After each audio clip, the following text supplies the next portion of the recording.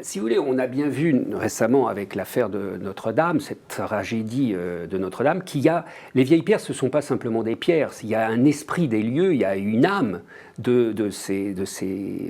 qui émane de cette architecture particulière.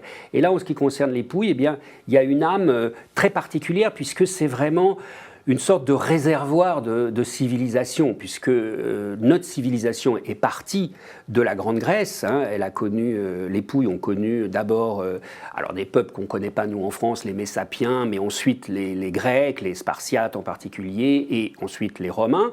Et puis l'histoire a continué, puisque lorsqu'il y a eu les grandes invasions barbares, eh bien, le Salent est resté protégé, si on peut dire, du reste des invasions barbares, et il a conservé l'esprit de la Grande Grèce. C'est de là qu'est partie toute cette tradition de recopier les grands textes de la civilisation grecque et latine dans ces premières abbayes qui ont commencé à émerger au XVIIe, VIIIe siècle dans les Pouilles.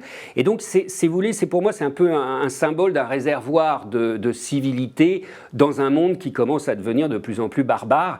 Et je vois quelques parallèles avec le monde d'aujourd'hui. Donc c'est un refuge, en fait. Un refuge.